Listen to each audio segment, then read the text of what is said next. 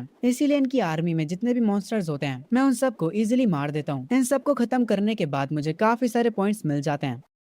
Scene shift होता है इंसानों के हेडक्वार्टर्स पर। वो लोग इस फाइट पर नजर रख रहे होते हैं। वो लोग फैसला नहीं कर पा रहे होते कि मेरा जन्म इस कंट्री के लिए ब्लेसिंग है या फिर कर्स। एक चश्मे वाला आदमी कहता है, ये जंगल, इस जंगल का नाम तो इमोर्टल रिज है। ये तो वो एरिया है जो कि नॉर्थ वेस्ट फोर्ट्रेस मॉनिटर करता है। वो कल्टीवेटर जिसे हमने भेजा था वो माउंट हुआ से है। उसने रिसेंटली लेवल 4 के ब्लैक बियर को अपने जाल में फंसा लिया और अब वो बियर नॉर्थ वेस्ट को गार्ड कर रहा है। इसीलिए पावर के मामले में नॉर्थ वेस्ट फोर्ट्रेस रॉक की तरह सॉलिड हो चुका है। एक आर्मी वाला कमांडर कहता है, सर आपने बिल्कुल सही कहा, सेफ्टी के मामले में नॉर्थ वेस्ट फोर्ट्रेस नंबर 1 पर आता है। एक दूसरा बंदा कहता है, साउथर्न फोर्ट्रेस के पास लेवल 3 का कल्टीवेटर है और उनके पास मिड लेवल 4 का एक मॉन्स्टर किंग है। ईस्टर्न और नॉर्थर्न फोर्ट्रेस समंदर के किनारे पड़ते हैं, इसीलिए उन दोनों को मॉन्स्टर से खतरा है। इसीलिए वो हर टाइम प्रेशर में रहते हैं। ब्लू कपड़ों वाला चश्मिश बंदा कहता है, जो बूढ़ा आदमी पहले उस फॉरेस्ट में गया था उसे वहाँ दोबारा भेजो ताकि वो इस नए टर्टल किंग से बात कर सके। उसके बाद वो लोग एक माइक का यूज करते हैं ताकि वो उस बूढ़े आदमी को वीडियो कॉल कर सके।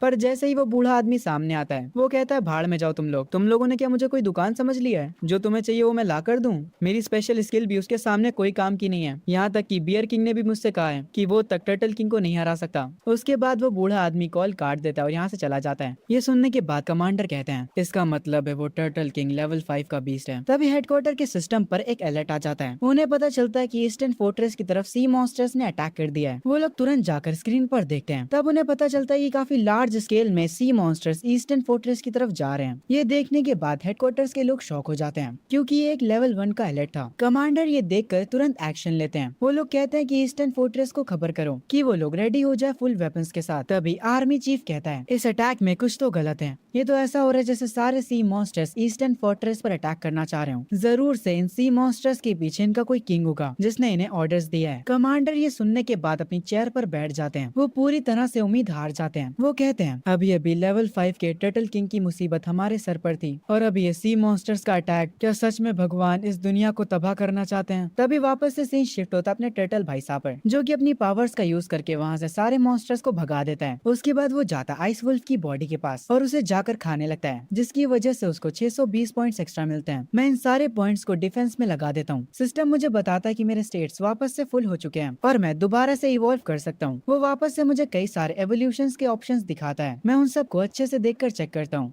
और ये ऑप्शंस पहले वाले से काफी बेटर होते हैं, जिन्हें देखकर मैं खुद भी हैरान होता हूँ। मैं अच्छे से सोचता हूँ कि मुझे किस में इवॉल्व होना चाहिए। मैं दो ऑप्शंस में कंफ्यूज होता हूँ। उनमें से एक ऑप्शन की स्पीड और स्ट्रेंथ बेकार होती है पर उसका डिफेंस बहुत बढ़िया होता है। पर मुझे स्पीड और स्ट्रेंथ का बहुत काम है, इसीलिए मैं सुप्रीम ड्रैगन टर्टल बनना चुनता हूँ। कुछ ही देर में सिस्टम मुझे इवॉल्व कर देता है और मैं बन जाता हूँ सुप्रीम ड्रैगन टर्टल। इस एवोल्यूशन के बाद मैं लेवल 5 का मॉन्स्टर बन जाता हूँ, पर मुझे कोई नया टैलेंट नहीं मिलता। पर मुझे एक चीज रिवॉर्ड में मिलती है जिसका नाम होता है अल्टीमेट एवोल्यूशन। मुझे अभी तो समझ नहीं आता कि ये चीज क्या है। खैर, इसके बाद मैं डिसाइड करता हूँ अब टाइम आ चुका है इंसानों से मिलने का। मैं इस जंगल को बाय बोलता हूँ और इंसानों से मिलने के लिए निकल पड़ता हूँ। सीन शिफ्ट होता है कुछ दिनों बाद। हम एक बहुत बड़ी सी वॉल को देखते हैं। जैसी अटैक ऑन टाइटंस में थी इंसानों को मॉन्स्टर से बचाने के लिए काफी सारे सोल्जर्स वेपन्स को लेकर उस वॉल के ऊपर खड़े होते हैं। तभी यहाँ से हमें बहुत दूर से टर्टल किंग दिखाई देता है। टर्टल किंग को आर्मी चीफ स्पॉट कर लेता है। उसके साथ ही कह रहे होते हैं, सर क्या हमें हमला करना चाहिए? टर्टल किंग को देखकर सबकी फटी होती है। सारे सोल्जर्स एक दूसरे को सिचुएशन के बारे में बता रहे होते हैं। वो लोग आर्मी चीफ से परमिशन मांग रहे होते हैं मिसाइल फायर करने के लिए। तभी यहाँ पर वही बूढ़ा कल्टीवेटर आता है और हम देखते हैं यहाँ पर बियर किंग भी बैठा होता है। बूढ़ा कल्टीवेटर आकर उससे बात करता है और कहता है, मेरे बड़े भाई तुम उस टर्टल से लड़ तो लोगे है ना? बियर कहता है, अरे 19-1 हो जाएगा। 19-1 सुनकर बूढ़ा आदमी खुश हो जाता है और कहता है, मतलब तुम बस 19 अटैक में उसे हरा सकते हो? रुको मैं अभी ये बात सबको बता देता हूँ। तभी बियर किंग कहता है, मेरे कहने का मतलब था कि उसके एक अटैक से मेरे 19 टुकड़े हो जाएंगे। जो सुनने के बाद उस कल्टीवेटर की फट जाती है। वो तुरंत जमीन पर गिर जाता है। इस मूवमेंट में मैं भी वॉल्स के पास आ चुका होता हूँ। आर्मी चीफ मुझसे बात करने के लिए नीचे आने वाला होता है। उसे उसके लोग रोक रहे होते हैं पर वो उनकी बात नहीं मानता। वो कहता है, अगर टर्टल किंग को समझाने के लिए मेरी जान ही क्यों ना चली जाए, मैं ये करूंगा अपनी कंट्री के लिए। ये कहने के बाद आर्मी चीफ नीचे जाने लगता है। वो बड़ा सा गेट खुलता है। आर्मी चीफ उससे बाहर निकलता है कुछ सोल्जर्स के साथ। मैं उन्हें देखकर कहता हूँ, अगर इन्होंने एक साथ भी मुझ पर अटैक किया तब भी मुझे थोड़ा सा भी फर्क नहीं पड़ने वाला। मैं उनके सामने एक शेर जैसी दहाड़ मारता हूँ। वहाँ पर पूरा धुआं धुआं हो जाता है। सारे सोल्जर्स मेरे आगे झुक जाते हैं। आर्मी चीफ कहता है हमारे सारे कल्टीवेटर्स इस फोर्ट्रेस में हैं। टर्टल किंग आप उन्हें खा सकते हैं, बस आम इंसानों को छोड़ दीजिएगा। मैं ये सुनने के बाद हैरान होता हूँ, आखिर ये बंदा क्या बातें कर रहा है। मैं अपने साइज को छोटा करता हूँ। तभी यहाँ पर बियर किंग आ जाता है। वो मेरे सामने हाथ जोड़ता और कहता है टर्टल किंग आप उसी जंगल से बिलोंग करते हो जहाँ से मैं हूँ। हम एक दूसरे के पड़ोसी हुए, प्लीज इंसानों को छोड़ दो। मुझे कुछ समझ नहीं आ रहा होता आखिर ये लोग मुझसे कह क्या रहे हैं। मैं बियर किंग से कहता हूँ मुझे बस ईस्टर्न फोर्ट्रेस का रास्ता चाहिए, भग जाओ यार यहाँ से, तुम पता नहीं क्या बातें कर रहे हो। ये कहकर मैं बियर किंग को दूर फेंक देता हूँ। वो डायरेक्ट जाकर वॉल से लड़ पड़ता है। वो वॉल के अंदर चिपक जाता है। मेरी पावर को देखकर यहाँ के सारे इंसान डर जाते हैं। उनका एक सोल्जर कहता है भले ये टर्टल किंग क्यों ना हो, हम इस फोर्ट्रेस के अंदर के इंसानों को मरने नहीं दे सके, भले ही हमें इससे फाइट क्यों ना करनी पड़े।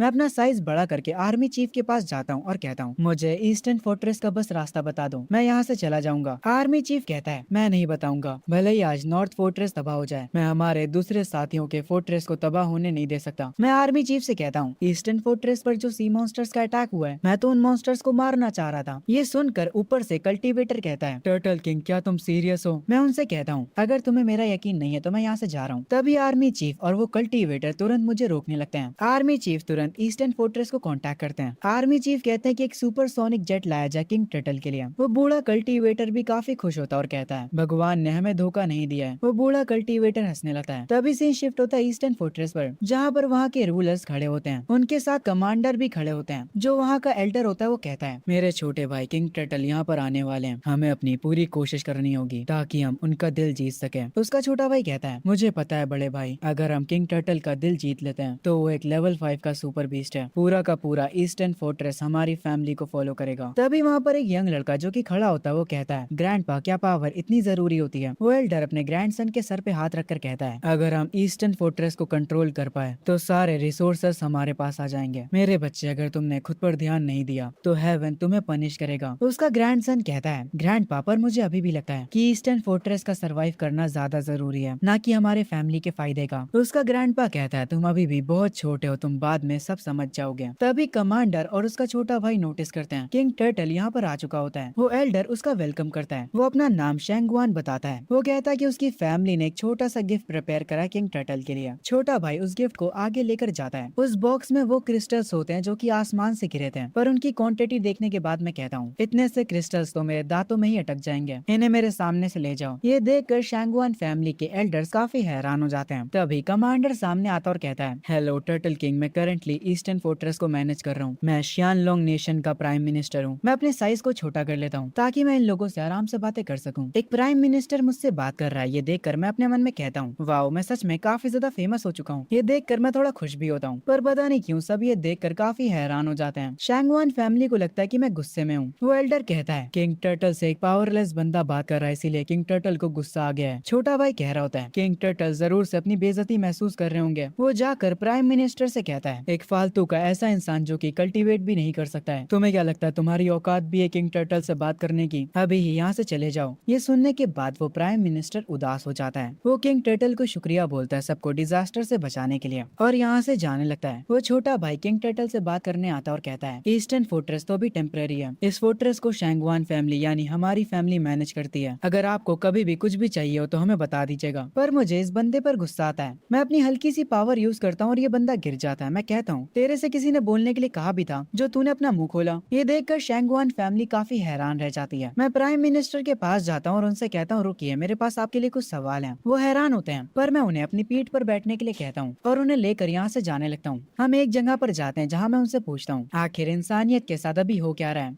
प्राइम मिनिस्टर मुझे बताते हैं कुछ महीनों पहले जो बारिश हुई थी जिसमें क्रिस्टल गिरे थे, उससे दुनिया भर के सारे क्रिएचर्स म्यूटेट हो गए। हम इस चीज का सामना नहीं कर पाए, इसीलिए काफी सारी कंट्रीज तबाह हो गईं। हमने ड्रैगन नेशन को बनाया, 4 मेन फोर्ट्रेसेस, ताकि हम मॉन्स्टर्स से फाइट कर सकें, पर वो हमारी सोच से भी ज़्यादा ताकतवर निकले। हमने अपनी पूरी आर्मी भेज दी ताकि जितने भी सर्वाइवर्स बचे थे हम उन्हें पास वाली फोर्ट्रेस में शिफ्ट कर पाए। अभी के टाइम में साउथ फोर्ट्रेस को किंग आओ गार्ड कर रहा है, बियर किंग नॉर्थ वेस्ट को गाइड कर रहा है। नॉर्थ फोर्ट्रेस भी ऑलमोस्ट तबाह हो चुकी थी मॉन्स्टर्स के कारण, पर तभी पांडा बीस्ट ने हमारी मदद करी उन्हें हराने में। मैं प्राइम मिनिस्टर से पूछता हूँ कि बाकी कंट्रीज़ के क्या हाल हैं। वो मुझे बताते हैं कि साकुरा नेशन के पास एक पाइथन किंग है जो कि उनके वॉल्केनो के पास है। उसने साकुरा नेशन में सारे इंसानों को अपना गुलाम बना लिया है। इंसानों को उसे कल्टीवेटर्स का मीट देना पड़ता है, वरना वो उन्हें तबाह कर देगा। हाउशियांग नेशन के पास गोल्डन बियर गार्डियन है। अमेरिका के पास strange mutated bald eagle beast है। हमें इसके आगे की डिटेल्स नहीं पता है। मैं उनसे पूछता हूँ कि ह्यूमन कल्टीवेटर्स क्या कर रहे हैं। वो एक उदास चेहरे के साथ बताते हैं, इस दुनिया में ज़्यादा लोग कल्टीवेटर्स नहीं बन पाते हैं। सिर्फ 30% लोग ही कल्टीवेटर्स बन पाते हैं। बाकी 70% लोग बीस्ट का मीट खाकर भी इंसान ही रह जाते हैं। मैं ये सुनकर हैरान होता हूँ। प्राइम मिनिस्टर बताता है, बीस्ट का मीट खाने से उनकी बॉडी तो बूस्ट होती है, पर वो कल्टीवेट नहीं कर पाते हैं और ना ही वो एनर्जी को प्रोड्यूस कर पाते हैं। तभी मैं समंदर में से एनर्जी आते हुए फील करता हूँ। मैं तुरंत प्राइम मिनिस्टर से कहता हूँ कि यहाँ से निकल जाए, यहाँ का मौसम बिगड़ जाता है। प्राइम मिनिस्टर अपने हेलीकॉप्टर में बैठकर यहाँ से निकल जाते हैं। तभी पानी में से बहुत सारे सी मॉन्स्टर्स बाहर आते हैं। मैं अपनी पावर को एक्टिवेट करता हूँ और एक के बाद एक उन्हें मारना स्टार्ट कर देता हूँ। मैं हर एक मॉन्स्टर को मारे जा रहा होता हूँ। सिस्टम मुझे इसके लिए पॉइंट्स भी दे रहा होता है। जितने भी मॉन्स्टर्स यहाँ पर आए थे मैं उन सबको खत्म कर देता हूँ, पर मुझे अभी भी पानी में से काफी खतरनाक एनर्जी फील हो रही थी। मैं पानी की तरफ देखते हुए कहता हूँ, अब तो बाहर आ जा यार, कब तक सब कुछ छुप कर देखेगा? क्या तुम्हारे पास कोई ताकत भी है? तभी पानी में से एक बहुत बड़ा ऑक्टोपस निकलता है। वो मेरी बेइज्जती करते हुए कहता है, तुम गोलू मोलू से टटल, तुम अपनी औकात भूल रहे हो, पर मुझे ये मानना पड़ेगा कि तुम्हारे पास स्किल्स हैं। आखिर तुम इंसानों का साथ क्यों दे रहे हो? मैं उस ऑक्टोपस से कहता हूँ कि मैं किसी की भी साइड नहीं हूँ, मुझे बस मेरी परवाह है। ये सुनने के बाद वो ऑक्टोपस कहता है, तुम्हें सिर्फ अपनी परवाह है, यानी तुम्हें बाकी के मॉन्स्टर्स को मारने में मजा आता है। ठीक है, कोई बात नहीं। अगर तुम हमारे बॉस के नौकर बनने के लिए तैयार हो जाते हो तो इस समंदर के ट्रिलियंस ऑफ क्रिएचर तुम्हारे गुलाम बन सकते हैं। मैं ये सुनने के बाद कहता हूँ, मैं किसी की गुलामी नहीं करने वाला। मुझे जो कुछ भी चाहिए होगा मैं खुद से हासिल कर लूंगा। ये सुनने के बाद उस ऑक्टोपस को गुस्सा आता है। जब वो ऑक्टोपस अपने टेंटिकल से मेरे ऊपर अटैक करने जा रहा होता है, तभी ये पूरा समंदर हिल जाता है। ये इस ऑक्टोपस की पावर नहीं थी। ये देखने के बाद वो ऑक्टोपस तक शॉक रह जाता है। ये प्रेशर काफी ज्यादा टेरिफाइंग होता है। मैं कहता हूँ, क्या ये पावर है लेवल 7 के सी एम्परर बीस्ट की? इस पावर को देखकर वो ऑक्टोपस भी शांत हो जाता है और मुझसे कहता है, ओए गोलू मोलू, मेरी बात सुन। ये सुनकर मैं हैरान होता हूँ, ये बंदा मुझे गोलू मोलू कैसे कह रहा है? वो ऑक्टोपस मुझे बताता है, मेरे एम्परर ने कहा कि वर्ल्ड 5 बार अवेक होगा। लिंगशी की थर्ड वेव 3 दिनों में आएगी। 100 माइल्स की कोस्ट लाइन पर ये पूरा समंदर हमारा एरिया बन जाएगा स्पिरिचुअल पावर गैदर करने के लिए। ये सुनने के बाद मैं कहता हूँ, मेरे होते ही तुम लोग कभी नहीं कर पाओगे। वो ऑक्टोपस मुझसे कहता है, मेरे एम्परर को पता था कि तुम एग्री नहीं करने वाले, तो इसीलिए वो तुम्हारे साथ एक गेम खेलना चाह रहे हैं। कल सुबह 1 मिलियन लेवल 3 और लेवल 4 के बीस्ट यहाँ पर आने वाले हैं। अगर कल तुम उन सबको मार देते हो तो हम लोग ईस्टर्न फोर्ट्रेस को बख्श देंगे, और अगर तुम ये नहीं कर पाते हो तो ये पूरा समंदर हमारा होगा। तब तुम्हें पता चलेगा कि तुम कितने बेवकूफ़ हो। ये कहकर वो ऑक्टोपस यहाँ से चला जाता है। कुछ देर बाद अपने हेलीकॉप्टर से प्राइम मिनिस्टर यहाँ पर वापस आ जाते हैं। वो तुरंत भागते हुए मेरे पास आते हैं। मैं प्राइम मिनिस्टर से कहता हूँ, मैं आपके साथ एक डील करना चाहता हूँ। मैंने जितने भी सी मॉन्स्टर्स को भी मारा है, मैं उन्हें अकेला नहीं खा सकता, तो आप इनका मीट ले जा सकते हैं। आप ये मीट इंसानों को दे सकते हैं। मैं उम्मीद करता हूँ कि कुछ इंसान कल्टीवेटर्स बन पाए। ये सुनने के बाद प्राइम मिनिस्टर्स की आंखों में एक चमक आ जाती है। वो बहुत ही ज्यादा खुश हो जाते हैं। मैं उनसे कहता हूँ, इस मीट के बदले मुझे स्पिरिचुअल पावर चाहिए। वो प्राइम मिनिस्टर में इस बात को तुरंत मान लेते हैं और कहते हैं, ठीक है, मैं अभी स्पिरिचुअल पावर को अरेंज करता हूँ आपके लिए। वो अपने वर्कर्स को बुलाते हैं सी मॉन्स्टर्स की बॉडी को ले जाने के लिए। थोड़ी देर बाद वो आते हैं एक बॉक्स के साथ। जब वो उस बॉक्स को खोलते हैं तो उस बॉक्स के अंदर स्पिरिचुअल पावर होती है। जो मॉन्स्टर्स का मीट मैंने उन्हें दिया है उसकी कीमत होती है 2 लाख स्पिरिचुअल पावर। वो मुझे ये स्पिरिचुअल पावर दे देते हैं। मैं तुरंत उस स्पिरिचुअल पावर को कंज्यूम करने लगता हूँ। इस स्पिरिचुअल पावर को यूज करने के बदले सिस्टम मुझे रिवॉर्ड भी देता है। वो मुझे 1.5 लाख पॉइंट्स देता है। मैं उन सारे पॉइंट्स को डिफेंस में डाल देता हूँ और ये करते ही मुझे पावर अप मिल जाता है। थोड़ी देर बाद मुझे प्राइम मिनिस्टर कॉल करते हैं और कहते हैं, किंग टर्टल, क्या कल सुबह के लिए आपको सपोर्ट चाहिए? मैं उनसे मना कर देता हूँ और कहता हूँ, आपको बस 2 चीजें करनी है। पहला, इस जगह को पूरा खाली कर दीजिए। दूसरा, तैयार हो जाइए। मैं कल आप लोगों को और भी ज्यादा मॉन्स्टर का मीट देने वाला हूँ। कल सुबह एक बहुत ही टफ फाइट होने वाली है। उस ऑक्टोपस की औकात कैसे हुई मुझे गोलू मोलू बोलने की? मैं उसे छोड़ूंगा नहीं। तभी यहाँ पर शाम से रात हो जाती है और मिलियंस ऑफ बीस्ट यहाँ पर आने लगते हैं।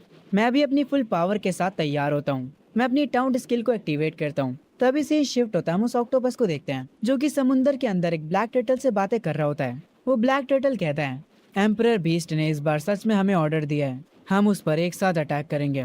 हमें अपने अपोनेंट को मारना होगा। ऑक्टोपस कहता है, मैं उस टर्टल किंग से कल ही मिला था। हमें पहले ये देखना होगा कि उसके पास कौन कौन सी पावर्स हैं। ब्लैक टर्टल कहता है, इसीलिए तो हम उसके पास मिलियंस ऑफ सी मॉन्स्टर्स भेज रहे हैं, ताकि हम उसकी मेन स्किल का पता लगा सकें। जब उसकी सारी स्किल्स खत्म हो जाएंगी, तब वो मोमेंट होगा जब हम उस पर अटैक करेंगे। हम तुरंत उसे खत्म कर देंगे। हम देखते हैं ऊपर लैंड पर टर्टल किंग तैयार होता है सबसे फाइट करने के लिए। वो तुरंत एक के बाद एक सी मॉन्स्टर्स को मारने लगता है। उसके ऊपर काफी सारे बीस्ट एक साथ अटैक करते हैं, पर वो फिर भी उन पर भारी पड़ रहा होता है। ये फाइट हेडक्वार्टर में सारे लोग स्क्रीन पर देख रहे होते हैं। आर्मी चीफ कह रहा होता है, क्या turtle king millions of beast को हैंडल कर पाएगा? प्राइम मिनिस्टर कहते हैं, हमें उस पर भरोसा करना होगा और इस मौके का फायदा उठाना होगा। टॉप काउंसिल ने डिसाइड कर लिया है, इस बार टर्टल किंग जिन भी मॉन्स्टर्स को मारेगा, उनकी बॉडी कल्टीवेटर्स ले जाएंगे। हम कुछ समय बाद का सीन देखते हैं। हमारे टर्टल किंग ने एक लंबी लड़ाई के बाद सारे मॉन्स्टर्स को हरा दिया होता है। ये चीज देखकर ऑक्टोपस पानी के अंदर से काफी गुस्सा होता है। वो गुस्से में कहता है, बस इंतजार करो, हम तुम्हें जल्द ही सबक सिखाएंगे। क्योंकि अब पानी से और सी बीस्ट बाहर नहीं आ रहे होते हैं, इसीलिए मैं प्राइम मिनिस्टर से कहता हूँ कि यहाँ से सारी बॉडीज उठवा लें। एक पर्सन मुझे देखकर डर जाता है। मैं उससे जबकि कहता भी हूँ कि मैं इंसानों को नहीं खाता हूँ। तभी हम देखते हैं कि यहाँ पर शैंगवान फैमिली का ग्रैंडसन आता है। वो मुझसे आकर पूछता है, किंग टर्टल, क्या इंसान यह सच में खतरे में है? ये सुनने के बाद उसके ग्रैंडफादर हैरान हो जाते हैं और वो उसे चुप रहने के लिए कहते हैं। मैं उनके ग्रैंडसन के जवाब में कहता हूँ कि मुझे नहीं पता। उनका ग्रैंडसन काफी गुस्सा होता और कहता है, मुझे यकीन नहीं हो रहा, हम इंसानों ने आइस एजेस को सरवाइव करा, समुंदर की वेव्स को सरवाइव किया, यहाँ तक कि हमने वॉर्स को भी सरवाइव किया है। हम लोग हमेशा जिंदा बचे हैं।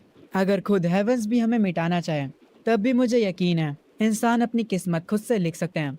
ये सुनने के बाद उस लड़के के ग्रैंडफादर जमीन पर अपना सर रख देते हैं और माफी मांगने लगते हैं और कहते हैं, टर्टल किंग प्लीज इसकी बातों का बुरा मत मानिएगा, ये बस एक बच्चा है, इसे दुनिया की समझ नहीं है। पर मुझे उस लड़के की बात का बुरा नहीं लगा होता। मैं तो बल्कि उस लड़के से कहता हूँ कि वो मेरे साथ चले। मैं उस लड़के को बताता हूँ कि मैं ईस्टर्न फोर्ट्रेस की तरफ जा रहा हूँ और वो मेरे साथ चल सकता है। ये सुनकर वो लड़का खुश हो जाता है और कहता है, ठीक है, मैं आपको रास्ता दिखाऊंगा। उसके बाद हम दोनों साथ में वहाँ से चले जाते हैं। क्योंकि मैंने उस लड़के पर गुस्सा नहीं करा होता, इसीलिए उसका ग्रैंडफादर काफी खुश हो जाता है। वो रोते हुए कह रहा होता है, ऐसा लगता है कि हमारी शैंगवान फैमिली सच में ब्लेसेड है। कुछ टाइम बाद मैं ईस्टर्न फोर्ट्रेस के बेस पर पहुंच जाता हूं और वहां जाकर कहता हूं, मुझे बाकी के 3 फोर्ट्रेसेस से भी बात करनी है, मुझे उन लोगों से कुछ अनाउंस करना है। ये सुनने के बाद प्राइम मिनिस्टर कहते हैं, टर्टल किंग, हमें नहीं लगता कि आप इस साइज के साथ बेस के अंदर जा पाएंगे। ये सुनने के बाद मैं कहता हूँ, इसकी टेंशन आप लोग मत लीजिए, और मैं तुरंत अपने साइज को छोटा कर लेता हूँ, जिसे देखकर वो लड़का काफी खुश हो जाता है। वो मेरे पास आता और मुझे क्यूट बोलता है। पर ये सुनने के तुरंत बाद उसके ग्रैंडपा उसके सर पर मारते हैं। मैं कुछ भी नहीं कहता और उनसे कहता हूँ, चलो अंदर चलते हैं। अंदर एक टीम सारे फोर्ट्रेसेस के गार्डियन को वीडियो कॉल करती है। सब लोग वीडियो कॉल पर होते हैं और मैं उस लड़के के हाथ पर होता हूँ। बियर किंग कहता है, हम तो मीटिंग करने वाले थे ना, मेरा पुराना यार टर्टल किंग कहाँ पर है? वो लड़का मुझे उठाकर बियर किंग को दिखाता है। बियर किंग मुझे देखकर हैरान रह जाता है। वो कहता है, तुम्हारा ऑरा मेरे पुराने दोस्त जैसा है, कहीं तुम उसके बच्चे तो नहीं हो? ये सुनकर सब वहाँ पर हंसने लगते हैं। मैं इनकी बातों पर ध्यान नहीं देता हूँ और डायरेक्ट कहता हूँ, चलो अब काम की बात पर आते हैं। परसों लिंगशी की 3rd वेव आने वाली है। मुझे ड्रैगन कंट्री का हर एक कल्टीवेटर चाहिए उस फाइट में, और जितनी हो सके उतनी ज्यादा स्पिरिचुअल पावर को गैदर करो। ये सुनने के बाद प्राइम मिनिस्टर कहते हैं, अगर इंसान फोर्ट्रेस को छोड़ देते हैं तो ड्रैगन कंट्री में जितने भी बीस्ट हैं वो सारे फोर्ट्रेसेस पर अटैक कर देंगे। मैं उन 3 गार्डियंस की तरफ देखते हुए कहता हूँ, तुम तीनों सारे इंसानों को प्रोटेक्ट करोगे। इंसानों को हम 70% स्पिरिचुअल पावर देंगे। मैं 20% स्पिरिचुअल पावर लूंगा और बाकी के 10% में से तुम लोग ले लेना। इस बात पर वो तीनों गार्डियंस मान जाते हैं। ये देखने के बाद हेडक्वार्टर में सब लोग खुश हो जाते हैं और तालियां बजाने लगते हैं। प्राइम मिनिस्टर एक पर्सन से कहता है, ओरिजिनली इंसान स्पिरिचुअल पावर को अपने बेस के अंदर ही कलेक्ट कर सकता है, पर अगर लोग बेसेस को छोड़ पाए तो वो बहुत ज्यादा स्पिरिचुअल पावर गैदर कर सकते हैं। ये सुनने के बाद वो पर्सन कहता है, आपने बिल्कुल सही कहा और यही हमारा मौका होगा उन मॉन्स्टर से हमारा घर वापस लेने का। ये सुनने के बाद प्राइम मिनिस्टर कहते हैं, मैं अभी सबको ऑर्डर देता हूँ ताकि सारे कल्टीवेटर्स रेडी हो जाएं। टर्टल किंग उस लड़के के पास खड़ा होता है और कह रहा होता है, अगर हमें खुद से अपनी किस्मत लिखनी है तो इंसानों को इस एरा का पहला टॉर्च खुद से जलाना होगा। वो सफेद कपड़ों वाला लड़का मुझे देख रहा होता है। तभी से शिफ्ट होता है, मैं समंदर के पास आ चुका होता हूँ और अपनी स्किल के कूल डाउन होने का इंतजार कर रहा होता हूँ। सिर्फ 1 ही मिनट बचा है मेरी स्किल को कूल डाउन होने में। तभी भागते हुए वो लड़का और प्राइम मिनिस्टर साथ में आते हैं। वो लोग कह रहे होते हैं कि एक मुसीबत आ गई। वो मुझे परेशान चेहरे के साथ बताते हैं टर्टल किंग पांडा किंग बहुत ही ज्यादा घायल हो चुका है। लेवल 5 के सी बीस्ट ने उस पर अटैक करा है। साउथ फोर्ट्रेस प्रिपेयर करा ताकि वो शेनोंग को एक्सपेंड कर सके। एक जाइंट एप सडनली माउंटेन से नीचे आ गया है। उसने नीचे आते ही हमारे लायन किंग को आसानी से धूल चटा दी। वो तो उसके साथ ऐसे खेल रहा था जैसे लायन किंग कोई बच्चा हो। मैं प्राइम मिनिस्टर से पूछता हूँ आखिर अभी की सिचुएशन क्या है। वो मुझे बताते कि नॉर्थ वेस्ट फोर्ट्रेस अभी सेफ है, क्योंकि अभी तक किसी भी लेवल 5 के जाइंट मॉन्स्टर ने वहां पर अटैक नहीं किया है। पर तब भी ये एक बड़ी प्रॉब्लम है। मैं प्राइम मिनिस्टर से कहता हूँ सारे वेपन्स को तुरंत तैयार करवाइए।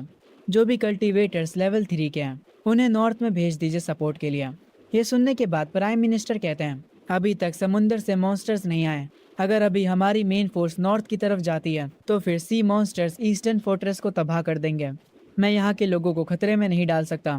मैं अपने सिस्टम को ओपन करता हूँ और कुछ चेक करता हूँ और उसके बाद कहता हूँ चलो मैं पहले इन समुद्री मॉन्स्टर्स का खेल खत्म कर देता हूँ। ये कहकर मैं समुद्र की तरफ जाने लगता हूँ। मैं उन 2 बॉस मॉन्स्टर्स के पास पहुंच जाता हूँ जो कि इन सी मॉन्स्टर्स को कंट्रोल कर रहे थे। वो ऑक्टोपस दोबारा से मुझे कहता है ओए गोलू मोलू तुम्हारी इतनी औकात हो गई कि तुम समुद्र में आकर हमसे लड़ोगे। वो ब्लैक टर्टल कहता है हमारे एम्परर ने तुम्हें एक आखिरी मौका दिया है, या तो अभी हमारे सामने सरेंडर कर दो या फिर इस समुद्र के अंदर हमेशा के लिए दफन हो जाओ। मैं इन लोगों की बातों पर घंटा भी ध्यान नहीं देता और डायरेक्ट इनकी तरफ बढ़ने लगता हूँ। ऑक्टोपस मुझ पर अपनी चैन से अटैक करता है और मुझे उन चैन्स में जकड़ लेता है। ब्लैक टर्टल अपना ग्रेविटी अटैक का यूज करता है। मैं पानी के और गहराई में जाने लगता हूँ। मैं सोचने लगता हूँ कि मैं ऐसा क्या करूँ जिससे इन दोनों को हरा सकूं। मुझे कुछ ही सेकंड्स में इन दोनों के पास जाना होगा, तभी मैं इन्हें हरा सकता हूँ। मैं ऑलरेडी काफी ज्यादा जख्मी हो चुका होता हूँ। मेरे पूरे शरीर से खून आ रहा होता है, पर फिर भी मैं हिम्मत नहीं हारता। मेरी आंखें लाल हो जाती हैं। मैं बरसक मोड को ऑन करता हूँ और उसके भी एक नेक्स्ट लेवल पर चला जाता हूँ। मेरी स्पीड काफी गुना तेज हो जाती है। मैं बहुत तेजी से उन दोनों की ओर बढ़ता हूँ। ये देखकर वो ऑक्टोपस हैरान हो जाता है। मैं तुरंत जाकर उसे बाइट करता हूँ और उसे वहीं पर खत्म कर देता हूँ। इसे मारने पर मुझे 8600 पॉइंट्स मिलते हैं। वो ब्लैक टर्टल की ये देखकर फट जाती है। मैं तुरंत उसकी ओर जाने लगता हूँ, पर उसका डिफेंस काफी ज्यादा मजबूत होता है। मैं इजीली उसके डिफेंस को नहीं तोड़ पाता, पर फिर भी मैं अपनी फुल पावर का इस्तेमाल करके उसे समंदर की जमीन पर पटक देता हूँ। बहुत सारे सी मॉन्स्टर्स मेरे आसपास आ जाते हैं। ये देखकर मैं थोड़ा सा पीछे हटने का फैसला करता हूँ और ऊपर जाने लगता हूँ, पर तभी अचानक से वो ब्लैक टर्टल वापस उठा है और मेरे पास आकर मेरे हाथ पर काट लेता है। मैं अपने डिफेंस को तो ऑन कर लेता हूँ, पर फिर भी मेरी बॉडी से खून निकलने लगता है। मैं अपने एक हाथ में एनर्जी को गैदर करता हूँ और उसी हाथ से उस ब्लैक टर्टल को एक पंच मारता हूँ और उसे वहीं पर खत्म कर देता हूँ। इस टर्टल को मारने के मुझे 9600 पॉइंट्स मिलते हैं। उसको मारने के बाद बहुत सारे सी मॉन्स्टर्स मेरे पीछे पड़ जाते हैं। हेडक्वार्टर्स में बैठे सारे लोग ये फाइट को देख रहे होते हैं। मैं उन दोनों मॉन्स्टर्स की बॉडी को जमीन पर ले आया होता हूँ। हॉन्गर मुझे वापस से स्क्रीन पर देखकर काफी खुश हो जाता है और कहता है ये तो किंग टर्टल है, मुझे पता था कि वो जीत जाएगा। पर तभी पानी में से बहुत सारे सी मॉन्स्टर्स निकलने लगते हैं। हॉन्गर ये देखकर बर्दाश्त नहीं कर पाता कि मैं उन सब से अकेले लड़ने वाला हूँ। वो तुरंत मेरे पास आने के लिए निकल पड़ता है, पर उसके ग्रैंडपा उसे रोक लेते हैं और कहते हैं आखिर तुम्हें क्या लगता है कि तुम क्या कर रहे हो। हॉन्गर उनसे कहता है कि उसे किंग टर्टल की मदद करनी है। ये सुनने के बाद उसके ग्रैंडपा कहते हैं आखिर तुम वहाँ पर जाकर उसकी मदद कैसे करने वाले हो, तुम कर भी क्या सकते हो। हॉन्गर ये सुनकर रोने लगता है और कहता है आप क्या चाहते हैं मैं यहाँ पर खड़ा होकर उनकी फाइट देखूं। ये सुनने के बाद प्राइम मिनिस्टर और उसके ग्रैंडपा दोनों ही उदास हो जाते हैं। प्राइम मिनिस्टर कहते हैं ये एक ऐसी बैटल है जिसे हम ज्वाइन नहीं कर सकते, हम बस यहाँ पर रहकर किंग टर्टल पर भरोसा कर सकते हैं। दूसरी तरफ मैं उन सी मॉन्स्टर्स को मार रहा होता हूँ। उनकी तादाद बहुत ज्यादा होती है। सारे लोग मेरे जीतने के लिए प्रे कर रहे होते हैं। आखिरकार एक लंबी लड़ाई के बाद मैं उन सारे सी मॉन्स्टर्स को खत्म कर देता हूँ। सूरज की रोशनी मुझ पर पड़ती है। मेरी जीत देखने के बाद हेडक्वार्टर में हॉन्गर काफी ज्यादा खुश हो जाता है और वो लोग जो मेरे लिए प्रे कर रहे थे वो सब भी। पर तभी प्राइम मिनिस्टर किसी चीज को देखकर कहते हैं ये अच्छा नहीं हुआ। उन्होंने स्क्रीन पर मेरे मुंह से खून निकलता हुआ देख लिया होता है। मैं जमीन पर गिर जाता हूँ। मैंने एक बहुत ही लंबी बैटल करी है और उन दोनों मेन बॉसेस से भी फाइट करी। उस ब्लैक टर्टल ने मेरे हाथ पर काट भी लिया था और मेरी खुद की स्किल टॉन्ट का भी मुझ पर असर था। ये कहना गलत नहीं होगा कि अगर मैं और ज्यादा लड़ता तो मेरी खुद की स्किल ही मेरी जान ले लेती। ये स्पेशल पावर खतरनाक तो है, पर ये मेरी भी जान ले सकती है। मेरे पास जितने भी पॉइंट्स होते हैं मैं उन सबको डिफेंस में डाल देता हूँ। उसके थोड़ी देर बाद मैं ठीक होने लगता हूँ। मैं उस बॉस ऑक्टोपस को खाने लगता हूँ। प्राइम मिनिस्टर यहाँ पर कल्टीवेटर्स के साथ आ जाते हैं ताकि वो इन सी मॉन्स्टर्स की बॉडी को ले जा सके। हॉन्गर तुरंत मेरे पास आता है और मुझसे पूछता है क्या मैं ठीक हूँ। मैं उससे कहता हूँ कि कोई भी टेंशन लेने वाली बात नहीं है। उसके बाद मैं प्राइम मिनिस्टर के पास जाता हूँ और उनसे कहता हूँ ऐसा लगता है कि समुद्र के सारे मॉन्स्टर्स खत्म हो चुके हैं। प्राइम मिनिस्टर मुझे थैंक यू बोलते हैं और कहते हैं तुमने जो हमें इस बार 20 बीस्ट मीट दिया है उसका टोटल 5 लाख स्पिरिचुअल एनर्जी हुआ। टर्टल किंग, क्या तुम अब हमारी पूरी कंट्री को अपना गुलाम बनाने की सोच रहे हो, जैसा यामाता ने करा है साकुरा कंट्री के साथ? मैं ये सुनने के बाद कहता हूँ, नहीं, मेरा ऐसा कोई भी इरादा नहीं है। प्राइम मिनिस्टर मुझसे कहते हैं, तो तुम हमारी मदद क्यों कर रहे हो? मैं उनसे कहता हूँ, मैं ये सब बस अपने लिए कर रहा हूँ। मैं अपने मन में सोचता हूँ, आखिर मेरी पिछली जिंदगी में मैं भी तो एक इंसान था। मैं प्राइम मिनिस्टर से कहता हूँ, आप फिक्र मत करिए, मैं इंसानों को खाने वाला नहीं हूँ। प्राइम मिनिस्टर मेरी इन बातों पर भरोसा कर लेते हैं। मुझे सिस्टम का नोटिफिकेशन आता है जिसमें सिस्टम बताता है, आपने ईस्टर्न फोर्ट्रेस को बचा लिया है, आपका ये मिशन कंप्लीट हो चुका है। फेथ को 1 लाख से इंक्रीज करा जा रहा है। सिस्टम को बंद करते ही मैं तुरंत फैसला करता हूँ, मैं इस ड्रैगन कंट्री से सारे बीस्ट को भगाने वाला हूँ। मैं जाकर उन्हें एक एक करके मार दूंगा। पहले मैं जाऊंगा नॉर्थर्न फोर्ट्रेस पर। हॉन्गर ये सुनकर कहता है, किंग टर्टल प्लीज मुझे अपने साथ ले चलिए, मैं आपको वहाँ जाने का रास्ता दिखाऊंगा। मैं उसकी बात मान लेता हूँ और उसे अपने साथ लेकर यहाँ से निकल जाता हूँ। सीन शिफ्ट होता है नॉर्थर्न फोर्ट्रेस पर, जहाँ का एक कमांडर कहता है कि पांडा किंग की इंजरी कैसी है। एक सोल्जर ये सुनकर काफी गुस्से में होता है और वो कहता है, उनके इंटरनल ऑर्गन्स डैमेज हो चुके हैं, उनको पहले जैसा बनने के लिए कम से कम 1 महीने का आराम चाहिए। वो लाल क्रोकोडाइल अचानक से समंदर से निकल आया और पांडा किंग पर अटैक कर दिया। वो मॉन्स्टर जरूर से लेवल 5 का होगा। तभी एक सोल्जर आकर बताता है, कमांडर हमारी एमओ खत्म होती जा रही है, हमारा डिफेंस ज्यादा दिनों तक नहीं चलने वाला, हमारे कल्टीवेटर्स एक एक करके फाइट कर रहे हैं, वो भी अब अपनी लिमिट पर पहुंच चुके हैं। ये सुनने के बाद कमांडर कहता है, क्या ईस्टर्न फोर्ट्रेस से किंग टर्टल सच में हमारे वहाँ आ रहा है? वो सोल्जर तुरंत कहता है, हाँ सर, वो हमारे वहाँ आ रहा है, वो 10 घंटों में हमारे फोर्ट्रेस में पहुंच जाएगा। ये सुनकर वो जख्मी वाला सोल्जर खुश हो जाता है और कहता है, ये तो बहुत अच्छी बात है, अगर किंग टर्टल हमारे साथ होगा तो हम उस क्रोकोडाइल को सबक सिखा देंगे। तभी यहाँ पर इमरजेंसी अनाउंसमेंट होती है, रेड क्रोकोडाइल वापस से समंदर से बाहर आ चुका है, वो हमारे डिफेंस को तोड़ रहा है, वो हमारे फोर्ट्रेस की तरफ बहुत तेजी से बढ़ रहा है। कमांडर तुरंत अलर्ट हो जाने की अनाउंसमेंट करते हैं, वो सबको एक आखिरी अटैक के लिए तैयार करते हैं। वो कल्टीवेटर से कहते हैं कि जितना समय तक हो सके उतने समय तक क्रोकोडाइल को रोके रखें ताकि किंग टर्टल यहाँ पर आ सके। वो जख्मी वाला सोल्जर कहता है, शायद से हम किंग टर्टल के आने तक उसे ना रोक पाए। तभी किंग टर्टल जो कि हेलीकॉप्टर में बैठकर आ रहा होता है, उसे भी नॉर्थर्न फोर्ट्रेस की सिचुएशन की खबर मिलती है। नॉर्थ फोर्ट्रेस वाले लोग किंग टर्टल को बताते हैं कि वो बस 3 घंटे और टिक पाएंगे। मैं हॉन्गर से पूछता हूँ कि वहाँ पर पहुंचने में कितना टाइम लगेगा। हॉन्गर कहता है कम से कम 8 और घंटे। ये सुनकर मैं अपने साइज को थोड़ा बड़ा कर लेता हूँ और कहता हूँ, ये तो बहुत टाइम लगा देगा। और ये कहकर मैं तुरंत उस हेलीकॉप्टर से कूद जाता हूँ। मैं जमीन पर लैंड करता हूँ। हॉन्गर भी मेरे पीछे कूद जाता है और वो डायरेक्ट मेरे शेल पर आकर बैठ जाता है। मैं हॉन्गर से कहता हूँ कि मुझे रास्ता बताए और हॉन्गर वैसे ही करता है जो डायरेक्शन हॉन्गर ने मुझे बताई होती है। मैं उस तरफ फुल स्पीड में जाने लगता हूँ। तभी से शिफ्ट होता है नॉर्थर्न फोर्ट्रेस की तरफ। ह्यूमंस और मॉन्स्टर्स आपस में फाइट कर रहे होते हैं, गन्स की फायरिंग और रेड क्रोकोडाइल कहर मचा रहा होता है। वो लोग उस पर मिसाइलों से अटैक करते हैं पर उस क्रोकोडाइल को घंटा भी फर्क नहीं पड़ता। वो उनसे कहता है, इंसानों तुम लोग जो कुछ भी कर लो सब कुछ मेरे आगे बेकार है। वो बैटल फील्ड पर हर किसी को मारे जा रहा होता है। ये देखकर वो कमांडर जो कि सबको ऑर्डर्स दे रहा होता है वो हैरान होता है। क्रोकोडाइल चिल्लाते हुए कहता है, इंसानों तुम लोगों ने मुझे गुस्सा दिलाया है। वो अपनी टेल से वहाँ की दीवार को तोड़ देता है। सारे मॉन्स्टर्स अंदर घुसने लगते हैं। पांडा किंग उसके सामने आकर खड़ा हो जाता है और कहता है, यहाँ से चले जाओ। ये सुनने के बाद क्रोकोडाइल कहता है, तुम्हारे जैसा घायल कूड़ा मुझे नहीं रोक सकता। और वो अपने एक अटैक से पांडा किंग को दूर फेंक देता है। वो मगरमच्छ होते हुए भी शेर की तरह दहाड़ता है। हेडक्वार्टर्स में सारे लोग परेशान हो जाते हैं। कमांडर की आंखों से तो आंसू तक आ जाते हैं। उन्हें लगने लगता है कि ये उनका अंत है। तभी एक सोल्जर नोटिस करता है और वो खुश हो जाता है और कहता है, किंग टर्टल, हमें किंग टर्टल दिखाई दे रहे हैं। किंग टर्टल जो कि काफी स्पीड में इधर की तरफ भागते हुए आ रहा होता है, उसको देखने के बाद लोगों में एक नई होप आ जाती है। मैं वहाँ पर पहुंच चुका होता हूँ जहाँ पर सारे लोग आपस में फाइट कर रहे होते हैं। वो इंसान जो कि फाइट नहीं कर सकते, वो खुद को सेफ रखने के लिए छुप कर बैठे होते हैं। मुझे काफी ज्यादा गुस्सा आता है और मैं उस क्रोकोडाइल के पास जाकर कहता हूँ, तूने अब हद पार कर दिया, तुमने यहाँ के लोगों को परेशान करके रख दिया है। इस शहर के सारे लोग मेरे पीछे आओ, हम इन्हें खत्म कर देंगे। ये सुनने के बाद क्रोकोडाइल मुझसे कहता है, अरे मेरे गोलू मोलू टर्टल, मैं भी देखना चाहता हूँ कि तेरा स्वाद कैसा होगा। ये सुनते ही मैं कहता हूँ, वो तो बाद में पता चलेगा कि कौन किसको खाता है। मैं तेरे को अब सबक सिखाऊंगा। मैं अपनी टॉन्ट स्किल को एक्टिवेट करता हूँ, जिसे देखकर क्रोकोडाइल को गुस्सा आता है और वो तुरंत मुझ पर चार्ज करता है। मैं भी उसके पास जाता हूँ और उसे कुछ पंचेस मारता हूँ, पर मेरे पंचेस उस क्रोकोडाइल पर असर नहीं करते। मैं समझ जाता हूँ कि इसकी स्किन कुछ ज्यादा ही मजबूत है। क्रोकोडाइल थोड़ी देर के लिए शांत होता है और मुझसे कहता है, टर्टल किंग, तुम भी हमारी तरह एक मॉन्स्टर हो, पर फिर भी तुम इंसानों के लिए काम कर रहे हो। ये चीज देखकर डीप सी का एम्परर काफी गुस्सा है। तुम्हें आगे चलकर इसका पछतावा होगा। मैं इस बंदे की बातों पर ध्यान नहीं देता हूँ और अपने मन में सोचता हूँ, अगर मैं इसे ऊपर से नुकसान नहीं पहुंचा पा रहा हूँ तो मैं इसे अंदर से नुकसान पहुंचाने की कोशिश करूंगा। जब वो मेरे ऊपर अटैक करने आ रहा होता है तब मैं अपनी टेल को उसके मुंह में डाल देता हूँ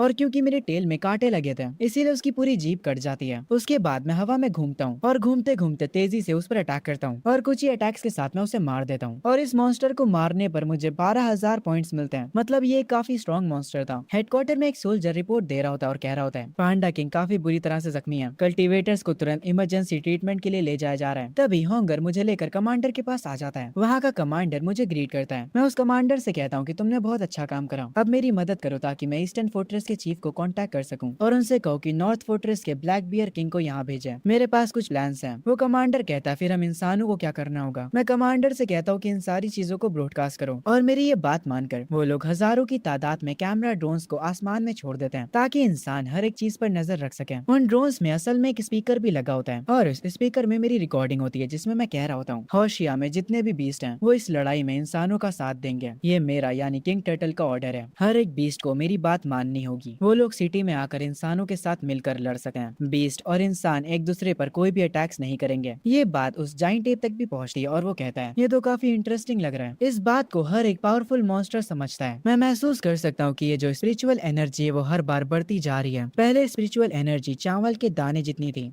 उसके बाद वो थोड़ी बड़ी हुई और अभी ये स्पिरिचुअल एनर्जी एक बॉल जितनी हो चुकी है। मैं उस एनर्जी को खा लेता हूँ, तभी मैं देखता हूँ मेरे सामने काफी सारे मॉन्स्टर्स होते हैं जो कि काफी तेजी से मेरी तरफ आ रहे होते हैं। वो जाइंट एप मेरे पास आता और मुझसे कहता है शेनोंग के माउंटेन्स में जितने भी लिविंग बींग्स हैं मैं उनकी तरफ से आया हूँ। एक ग्रीन ड्रैगन भी यहाँ पर आया होता है। वो कहता है कि वो चैंग जियांग के एक्वाटिक लैंड की तरफ से आया है और यहाँ पर एक ईगल भी आया होता है। ये जितने भी पावरफुल मॉन्स्टर्स यहाँ पर आए होते हैं टर्टल किंग से मिलने के लिए, वो सब लोग मिलकर टर्टल किंग को ग्रीट करते हैं। एप ऑफर देते हुए कहता है मेरे माउंटेन्स में जितने भी स्पिरिट एसेंस हैं वो ह्यूमंस के लिए फ्री हैं, वो उन्हें जाकर कलेक्ट कर सकते हैं। पर क्योंकि हम भी बीस्ट किंग हैं और हमारे भी कुछ रूल्स हैं, इसीलिए जो भी स्पिरिट एसेंस इंसान कलेक्ट करेंगे उसमें का 1% हमें मिलेगा। हम इतना भी कुछ ज्यादा डिमांड नहीं कर रहे हैं। हॉन्गर एक डिवाइस लिए खड़ा होता है और ये सारी बातें प्राइम मिनिस्टर सुन रहे होते हैं और वो जाइंट एप की इस बात पर एग्री कर जाते हैं। वो दो खतरनाक बीस्ट हॉन्गर को यहाँ से जाने के लिए कहते हैं। हॉन्गर यहाँ से चला जाता है। उसके जाने के बाद वो ड्रैगन बताता है ये जो स्पिरिट एसेंस की बारिश हुई थी ये तीसरी बार नहीं है बल्कि ये चौथी बार हुई है। हम इस बारिश को लिंगशी बुलाते हैं। जो पहली लिंगशी थी वो 50 सालों पहले हुई थी। इसके बाद जाइंट एप कहता है जब पहली बार लिंगशी हुई थी तब फर्स्ट जनरेशन के बीस्ट मैन पैदा हुए थे। ईगल जो कि एक पत्थर पर बैठा होता है वो कहता है पहले हम शांति से कल्टीवेट करते थे और अपने अपने इलाकों के अंदर रहते थे और हमें कभी भी इंसानों से कोई भी दिक्कत नहीं थी। पर ये जो तीसरी लिंगशी हुई थी उसके बाद कुछ गुस्सैल बीस्ट पैदा हुए जिनके पास अपना कोई भी दिमाग नहीं था। वो अपनी इंस्टिंक्ट का इस्तेमाल करके अटैक कर रहे हैं। हमने अपना पूरा ट्राई किया था कि हम उन्हें रोक सके पर वो हमारे कंट्रोल से बाहर चले गए। वो ग्रीन ड्रैगन कहता है पर इस बार हम सब साथ में आए, हम सब उस समंदर में छुपे हुआंग के लिए आए। ये सुनने के बाद मैं कहता हूँ क्या तुम लोग डीप सी बीस्ट एम्परर की बात कर रहे हो? वो लोग हाँ कहते हैं। वो ग्रीन ड्रैगन कहता है कुछ समय पहले वो लेवल 6 का मॉन्स्टर बन गया था और उसके बाद वो इन्फिनाइट ओशन में चला गया और अब वो और भी ज्यादा खतरनाक हो चुका है। वो ग्लेशियर्स को पिघलाना चाहता है और इस पूरी दुनिया को पानी में बदलना चाहता है। मैं उस ग्रीन ड्रैगन से पूछता हूँ आखिर वो एम्परर डीप सी में है कहाँ पर? ग्रीन ड्रैगन कहता है वो डीप सी के नॉर्थर्न ट्राइंगल में है। ये सुनने के बाद मैं अपने मन में सोचने लगता हूँ अब मुझे समझ आ रहा है कि जहाज नॉर्थर्न ट्रायंगल के पास जाकर डूब क्यों जाते थे।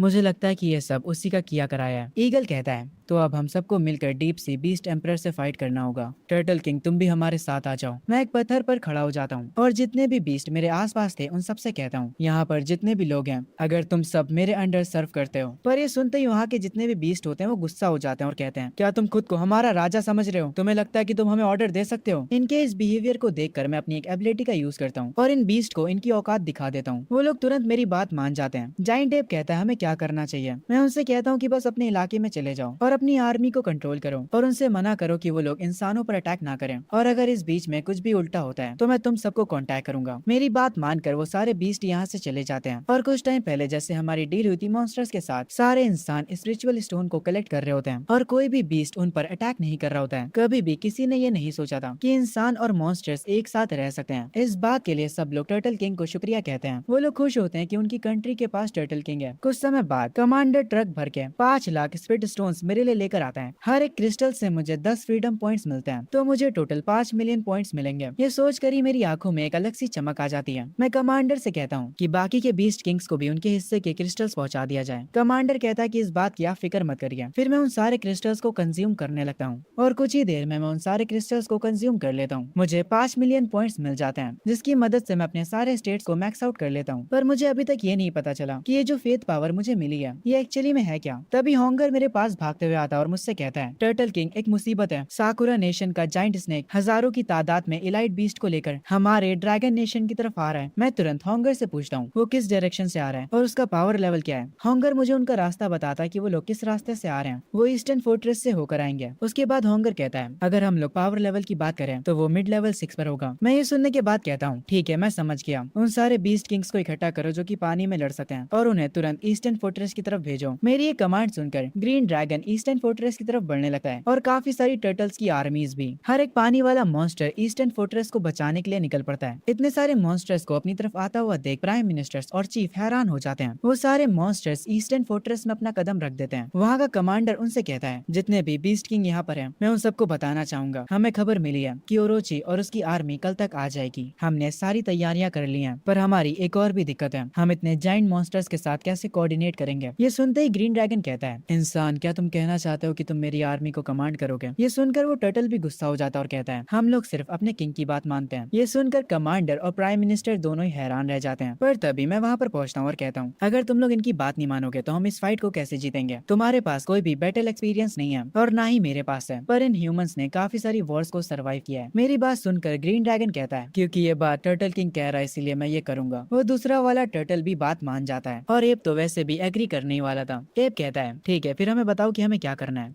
ये सुनने के बाद जो कमांडर होते हैं वो कहते हैं, हमें एक ऐसा रास्ता चाहिए जिसकी मदद से हम फाइट के दौरान एक दूसरे से बात कर सकें ताकि हम मॉन्स्टर्स को ऑर्डर दे सकें। अगर हम फाइट के दौरान एक दूसरे को ऑर्डर नहीं दे पाए तो सिचुएशन काफी खराब हो सकती है और हम एक एक करके हार सकते हैं। मैं कमांडर से कहता हूँ कि हम रेडियो का इस्तेमाल नहीं कर सकते। ये सुनने के बाद वो मुझसे कहते हैं, हमारे पास बहुत ज्यादा बीस्ट हैं पर हम ये चीज सच में नहीं कर सकते। एक ऐसा रेडियो गियर बनाना जो कि बीस्ट किंग्स को फिट बैठे। तभी जो अपना जाइंट टेप होता है उसके हाथ में एक छोटा सा मॉन्स्टर होता है। जाइंट टेप कहता है, तुम्हारी ये प्रॉब्लम मैं सॉल्व कर देता हूँ। मेरे हाथ में ये जो मॉन्स्टर है उसके टैलेंट की मदद से हम एक दूसरे से कनेक्ट कर सकते हैं। ये सुनने के बाद मैं जाइंट टेप से कहता हूँ, क्या तुम्हें यकीन है कि ये चीज अच्छे से मैसेज सेंड कर पाएगी? ये सुनने के बाद जाइंट टेप कहता है, हमारे शेनोंग माउंटेन की 9 स्टार फॉक्स को अंडर एस्टिमेट मत करो। वो लेवल 1 पर भी हमारे बहुत काम आ सकती है। इसकी एबिलिटी की मदद से हम एक दूसरे से काफी दूर तक भी बात कर सकते हैं और अगर ये फाइट के बीच में लेवल अप होती है तो इसकी ये एबिलिटी और भी ज्यादा खतरनाक हो जाएगी। तभी वो जो 9 स्टार फॉक्स होती है ये लोग उससे प्राइम मिनिस्टर के ब्रेन से कनेक्ट कर देते हैं। अब जो भी 9 टेल फॉक्स बोलेगा वो असल में प्राइम मिनिस्टर बोल रहे हैं। पहले जो ये 9 टेल फॉक्स है वो अपनी एबिलिटी का इस्तेमाल करती है और इस बात का पता लगाती है कि कितने सारे बीस्ट इनकी तरफ आ रहे हैं। वो बताती है कि दुश्मन के साथ 30 बीस्ट किंग्स हैं। ये सुनने के बाद होंगर शॉक हो जाता है और कहता है, उनके पास 30 बीस्ट किंग हैं, हमारे पास तो सिर्फ 15 हैं। ये सुनने के बाद सब लोग हैरान हो जाते हैं। तभी फॉक्स कहती है, उसका ब्रेन अब कमांडर से कनेक्ट हो चुका है। ये फॉक्स कहती है, हम इंसान तुम्हें अच्छे वेपन्स प्रोवाइड करेंगे, तो सारे बीस्ट किंग बताओ कि उन्हें कैसे वेपन्स चाहिए। ये सुनने के बाद जाइंट टेप कहता है, मुझे एक डायमंड की रॉड चाहिए जो कि 150 मीटर्स लंबी हो और मुझे एकदम असली वाला डायमंड चाहिए, वरना मुझे और कुछ नहीं चाहिए। लोहे की रॉड से मैं अटैक नहीं कर पाता हूँ। फॉक्स कहता है, ठीक है कल सुबह तक तुम्हें तुम्हारी रॉड मिल जाएगी। उसके बाद वो टर्टल के पास जाता है। टर्टल कहता है कि उसे क्लॉस चाहिए। फॉक्स कहता है, ठीक है मैं समझ गया, पर इसके लिए इंसानों को तुम्हारे हाथों की नाप लेनी होगी। जो टर्टल होता है वो अपने हाथों की नाप देने के लिए तैयार हो जाता है। कुछ ही देर में इंसान यहाँ पर आ जाता है उसके हाथों की नाप लेने। वो लोग उसकी नाप लेते हैं और यहाँ से चले जाते हैं। ग्रीन ड्रैगन कहता है, मुझे चाहिए डायमंड क्लॉ कवर्स, वो मेरी पावर को काफी बूस्ट कर देगा। पर टाइगर यहाँ पर सबसे अलग ही बात कर रहा होता है। वो कह रहा होता है, मुझे चाहिए पर मुझे उड़ना है, बहुत ऊंचा उड़ना है। मैं बचपन से उड़ने के सपने देख रहा हूँ पर उड़ ही नहीं पा रहा हूँ। ये सुनने के बाद फॉक्स कहता है, तुम बस इन सारी चीजों के सपने देखो, ये नहीं होने वाला, हम तुम्हारे लिए पर नहीं बना सकते। ये सुनने के बाद बाकी सारे बीस्ट टाइगर पर हंसते हैं। तभी सीन शिफ्ट होता है अगली सुबह। जाइंट एप को उसका डायमंड का रॉड मिल जाता है और टर्टल को उसके क्लॉज। फॉक्स सबसे कहता है कि अब तैयार हो जाओ फाइट के लिए। सब लोग उन्हें जो लोकेशन दी जाती है उस लोकेशन पर चले जाते हैं। ग्रीन ड्रैगन पानी के अंदर चला जाता है। मैं अभी भी बीच पर खड़ा होता हूँ और इस फाइट के लिए तैयार होता हूँ। टेलीपैथी की मदद से फॉक्स मुझे बताता है, हमें नया डाटा मिला है, दुश्मन की तरफ से 45 बीस्ट किंग आ रहे हैं और 1 लाख से ज्यादा के बीस्ट लेवल 4 के हैं। पर मैं अपने मन में सोच रहा होता हूँ, इस बार मैं ये फाइट अकेले नहीं कर रहा हूँ, मेरे साथ ये फाइट पूरी कंट्री लड़ेगी। हमारा बस एक ही गोल है, इस लड़ाई को जीतना। तभी मुझे दूर से एक इंसान दिखता है जो कि एक बीस्ट के ऊपर होता है। उस इंसान को देखकर सारे लोग हैरान हो जाते हैं, यहाँ तक कि मैं भी। हमारे साइड के जितने मॉन्स्टर होते हैं वो तक हैरान हो जाते हैं कि आखिर एक इंसान एक मॉन्स्टर को कैसे कंट्रोल कर सकता है। पर तभी मैं उस इंसान के ऑरा से समझ जाता हूँ वो पर्सन कोई इंसान नहीं है,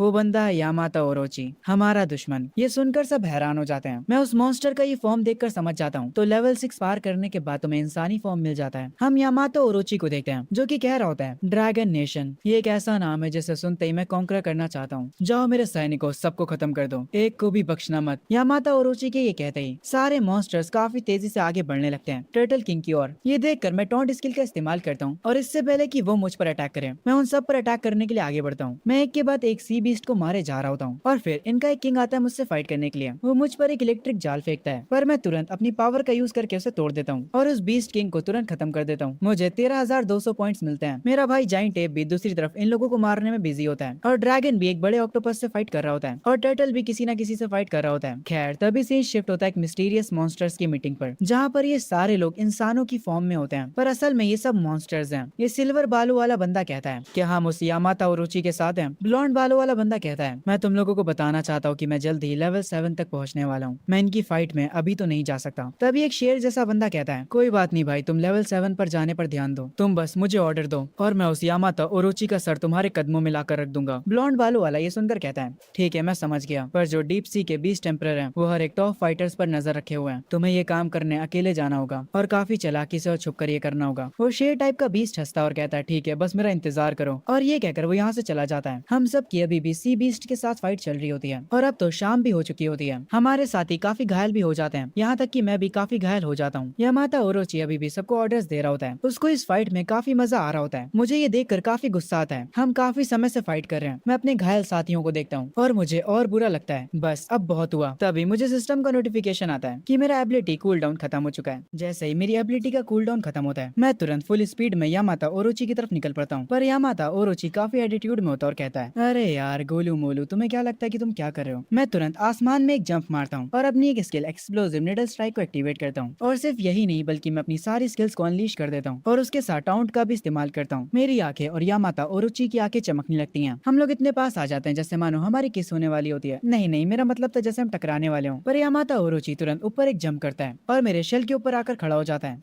मेरे शेल के ऊपर जो सींगे होती हैं वो उसे तोड़ देता है और कहता है तुम्हारी औकात कैसे हुई मुझे चैलेंज करने की। वो अपने ह्यूमन फॉर्म को हटाकर अपने असली फॉर्म में आ जाता है। उस सांप के 10 से भी ज्यादा सर होते हैं। मेरी ये देखकर फट जाती है। मैं तुरंत अपने शेल के अंदर चला जाता हूँ। यामाता ओरोची मुझ पर एक साथ अटैक करता है, तो ये है पावर यामाता ओरोची की। मेरी फुल पावर के साथ भी मैं इसकी बराबरी नहीं कर सकता हूँ। यामाता ओरोची टर्टल किंग के ऊपर हमले करे जा रहा था। उसको इस फाइट में काफी मजा आ रहा होता है। वो देखना चाह रहा था कि टर्टल किंग उसके सामने कितनी देर तक टिक सकता है। वो उसे पकड़ लेता है और वो उसे पानी में ले जाकर मारने लगता है। वो उसका सर पकड़ता है और उसे पानी के अंदर तक ले जाता है। टर्टल किंग की हालत बहुत ज्यादा खराब हो जाती है। उसे लगने लगता है कि शायद से अब ये उसका अंत है, पर तभी धुंधली आंखों के साथ उसे अपने सामने एक ह्यूमन दिखता है और ये वही शेर वाला बंदा होता है जिसे हमने मीटिंग में देखा था। इसे देखकर टर्टल किंग तुरंत समझ जाता है कि ये पर्सन भी कोई इंसान नहीं है बल्कि ये भी लेवल 6 का कोई मॉन्स्टर है। टर्टल किंग वापस से उठकर यामाता ओरोची का ध्यान भटकाता है। वो उसे काट लेता है। यामाता ओरोची टर्टल किंग पे एक आखिरी अटैक करता है और उसे मरने के लिए वहीं पर छोड़ देता है। और यामाता ओरोची जैसे ही उस शेर वाले बंदे को देखता है वो यहाँ से तुरंत भागने लगता है। वो शेर वाला बंदा उसका पीछा करता है। हमारा टर्टल किंग गहराइयों में डूबता जा रहा होता है। क्या ये उसका अंत था? खैर फाइनली इतने समय के बाद लड़ाई खत्म होती है। पूरा समंदर लाल हो जाता है। हर तरफ हम बीस्ट की लाशों को देख सकते हैं। हमारे जो बीस्ट किंग्स हैं वो सब समंदर किनारे खड़े होते हैं। फॉक्स सबको बताता कि यामाता ओरोची भाग चुका है। हमने कर दिखाया। ग्रीन ड्रैगन कहता है टर्टल किंग सच में सारे बीस्ट का किंग है। मैं और मेरी आर्मी टर्टल किंग की विल को फॉलो करेंगे। वो गोल्डन टर्टल भी सेम चीज कहता है और अपना भाई जाइंट एप भी। हेडक्वार्टर्स में सिचुएशन को देखकर प्राइम मिनिस्टर कहते हैं मुझे यकीन नहीं हो रहा कि टर्टल किंग हमारे साथ नहीं रहा। तभी कमांडर वहाँ पर खड़े किसी को फोन लगाते हैं और उन्हें खबर मिलती है कि टर्टल किंग का ऑरा पूरी तरह से गायब हो चुका है। ये सुनकर प्राइम मिनिस्टर शॉक हो जाते हैं और हॉन्गर तो रोने ही लगता है। तभी हम कुछ दिन बाद का सीन देखते हैं। मौसम पहले जैसा बिल्कुल अच्छा हो जाता है। समुद्र किनारे हम एक इंसान को पड़ा देखते हैं। वो बेहोश होता है। एक क्रैब बीस्ट उसके पास आता और कहता है ये इंसान यहाँ पर कहाँ से आया? क्या ये मर चुका है? इसके पास से खुशबू काफी अच्छी आ रही है। पर तभी यहाँ पर एक शार्क बीस्ट पानी से निकल कर आता है। वो उस क्रैब से कहता है कि ये मेरा शिकार है, उसके पास से दूर हो जाए। इसको खाने के बाद मैं लेवल 4 का हो जाऊंगा और एम्परर के रूल के हिसाब से ये पूरा इलाका मेरा है। वो शार्क उस इंसान के पास जाने लगता है, पर जैसे ही वो उसे खाने चलता है वो इंसान उस शार्क को डिवोर कर लेता है। मतलब वो इंसान उस शार्क की एग्जिस्टेंस को ही खा जाता है। तभी उस इंसान की आंखें खुलती हैं। वो उठता है वापस से और हमें पता चलता है कि ये इंसान और कोई नहीं बल्कि हमारा टर्टल किंग है, जो मरा नहीं होता बल्कि वो लेवल 6 पर पहुंच चुका होता है। वो तुरंत सिस्टम को चेक करता है। उसके सारे पॉइंट्स जा चुके होते हैं। उसके एवोल्यूशन पॉइंट्स नेगेटिव में होते हैं। तब उसे याद आता है कि जब वो बेहोश हुआ था तब हुआ क्या था। उसके बेहोश होने से पहले सिस्टम उसे बताता है कि उसके फेथ पॉइंट्स पूरे हो चुके हैं और अब वो इवॉल्व कर सकता है। बेहोश होते होते उसने एवोल्यूशन को एक्सेप्ट कर लिया था। तो ये पूरा सीन हुआ था हमारे टर्टल किंग के साथ। टर्टल किंग वापस से अपने पुराने रूप में आता है और वापस से तुरंत ह्यूमन फॉर्म लेकर कहता है फाइनली अब मैं कूल और हैंडसम बन चुका हूँ। मेरी जो एबिलिटीज हैं वो अब और भी ज्यादा खतरनाक हो चुकी हैं और मुझे एक नई स्किल मिली है डिवोर करने की। मैं तुरंत इस स्किल को टेस्ट करने के लिए एक पानी के अंदर से लेवल 3 के बीस्ट को डिवोर कर लेता हूँ। ये करने से मुझे एक अलग पॉइंट्स मिलते हैं, 500 एवोल्यूशन पॉइंट्स। मैं ये देखकर समझ जाता हूँ डिवोर करने की वजह से मुझे मुझे डायरेक्ट एवोल्यूशन पॉइंट्स मिल सकते हैं, पर मेरे पॉइंट्स अभी नेगेटिव में हैं, इसीलिए मुझे पहले ये सही करना होगा इससे पहले कि मैं लेवल अप करूं। तभी थोड़ी देर बाद मैं रेत में धसे हुए एक टर्टल को बाहर निकालता हूँ और उसे अपनी पावर से हवा में उठाता हूँ। मैं उससे कहता हूँ कि डरना मत, मुझे बस तुमसे कुछ सवाल पूछना है। वो भी मेरे सवालों का जवाब देने के लिए तैयार हो जाता है। मैं उससे समंदर के रूल्स के बारे में पूछता हूँ। मैं उस टर्टल को नीचे रखता हूँ और वो मुझे बताता है, माय लॉर्ड, ये समंदर एम्परर के रूल्स को फॉलो करता है। जो जितना ज्यादा ताकतवर होगा उसे उतनी ज्यादा टेरिटरी मिलती है। लेवल 3 के नीचे के बीस्ट को कोई भी टेरिटरी नहीं मिलती है, वो बस इधर उधर घूमते रहते हैं। लेवल 4 पर आप एक 1000 माइल्स वाले किंग को चैलेंज कर सकते हैं। अगर आप जीत जाते हैं तो आप वहाँ के नए किंग बन जाएंगे। लेवल 5 पर बीस्ट किंग 100,000 माइल्स के रूलर को चैलेंज कर सकता है। उसके आगे के लेवल्स की जानकारी मेरे पास नहीं है।